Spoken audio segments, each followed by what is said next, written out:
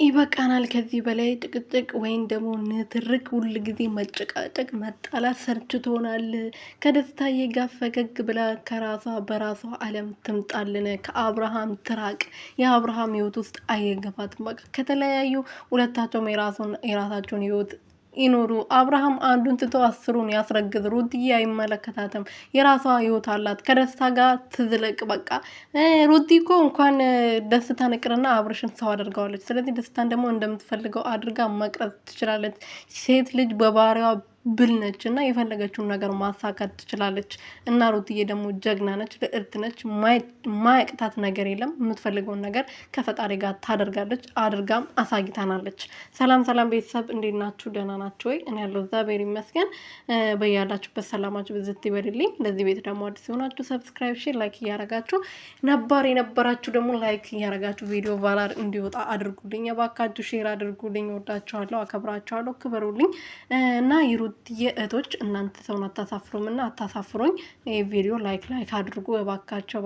የመዳም ቅመሞች የስግደት እህቶች ያበረታቱኝ ነው የምላችሁ እና ሩትዬ እንግዲህ ዛሬ ከደስታ ጋር ለምን አትመጣም ብለን ብዙ ጊዜ ስንጠይቅ ነበረ።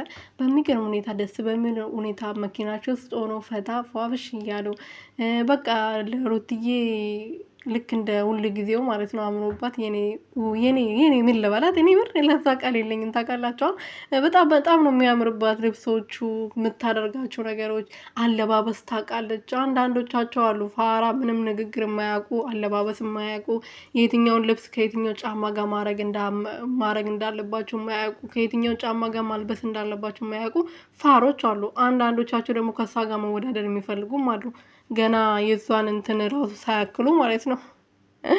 እና ማለት ነው ምን ልላችሁ ፈልጌ ነው፣ ሩትዬ ከነ ውበቷ መታለች ዛሬ ከደስታ ጋር እንደዚህ አምሮባቸው ፏፍሽ ብሎ። ደስታም ቀብራራ ነው በነገራችን፣ ልብስ ያምርበታል። በተለይ ሱፍ እንዴት አባቱ እንደሚያምርበት አትጠይቁኝ። የምር በጣም ያምርበታል ሱፍ ማለት ነው። እና እንደዛው አምሮባቸው ከነ መኪናችሁ መጥተዋል። እንኳን ደህና መጣችሁ።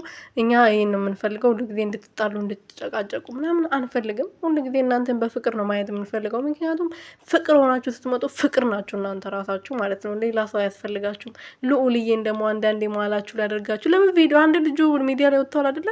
አንድ ላይ ቪዲዮ እየሰሩ ምናምን ቢመጡ በቃ ደስ ይላል። አብርሃም በቃ ሌላ ሴት አስረግዘዋል። እሷን ይንከባከባት፣ እዛ አይመለከተውም። መጀመሪያም አባት ያልሆነም ነበረ አባት ይሆነዋል። ደስታ በትክክል 10 ልጅ ራሱ ቢኖራት አገባታለሁ ብሎ ተናግሯል እሱ ከዚህ በፊት የምር